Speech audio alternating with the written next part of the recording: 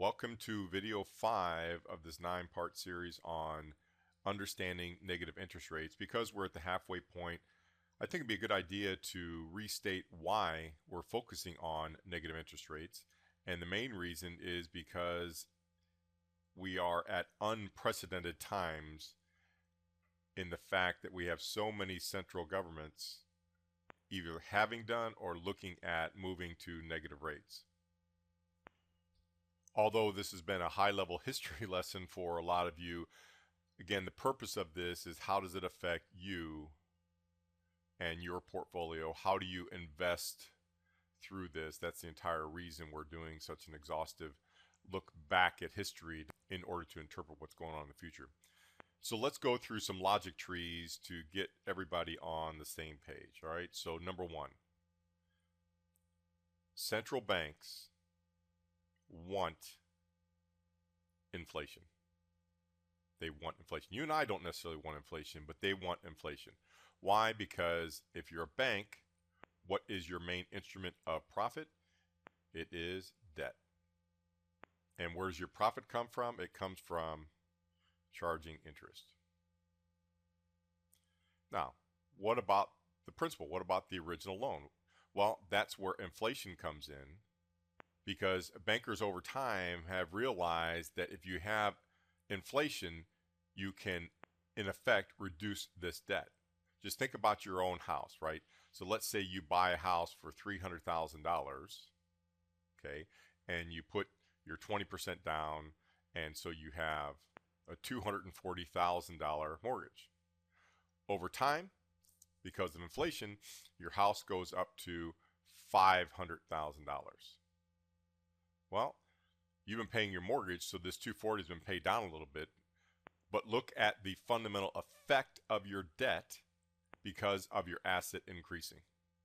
Now, unfortunately, what the banks do to a lot of people is they convince them to do what? Well, to take another loan on this equity, and you just kind of get into this perpetual debt. So that's logic tree number one. All right, number two. To do everything I just talked about here, you need what? You need control. You need control. And we saw this happen through the formation of the Federal Reserve, right? Let me go down to my maps, which many of you are making comments on my not so artistic way of drawing a world map. But you had the situation where you had all these individual banks. What were they called? They were called wildcatters. And they had the big New York, so Boston, New York, Philadelphia money center didn't like this competition, so they sold to the public, hey, we're going to create a Federal Reserve just in order to kind of keep everybody on the same page, because some of these banks, they run out of money and they need to have stability and so forth. This is how it was sold, right? But ultimately, as you saw in our other videos, it's about controlling these things. So that's what you need in order to execute this. But there's a problem, right? And the problem is not everybody follows script. This is why I mentioned Napoleon. He did not follow the script of using debt to finance his war, right? So I want you to think about this for a second. Let's pretend it's 1944, and we're going to focus on 1944 in a second. But let's pretend it's 1944 and in this theme of following script.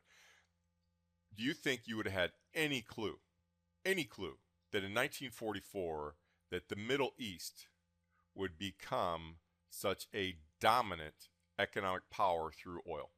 No way. You could not have imagined that. What about China?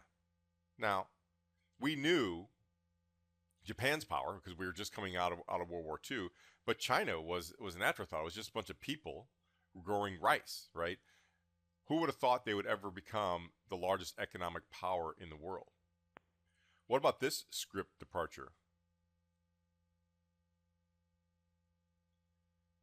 All the internet and technology companies and billionaires that just pop up literally within a decade's time that have their own source of control, their own source of money. And we even saw in 2007, right, the absolute collapse of these internet-based banks like IndyMac and others who just basically pop up out of nowhere, force competition, this theme of the Federal Reserve banks don't like, and we have a market correction that takes them out. And we're actually going to talk about that in video 7 about the corrections. So you can create these scripts, for instance, in 1944, but this stuff pops up and you've got to do something to reestablish your control. Let's do a third logic tree. Number 3 is, again, back to 1944, we now have to realize that there's more than one central bank. Now, we always had the Bank of England, we had the Fed, 1913. We've always had the Bank of France, the Reich Bank. But coming out in 1944, who would have ever thought Japan would recover so easily, and that China would become such an economic power from a central banking perspective? So because of this issue, now you know why I put this other thread of coordination, because there's more than one major central bank that needs to be coordinated. And that's why we're talking about negative interest rates, that they started in Europe, they went to Japan. Will they hit the United States? So let's build on this theme of 1944.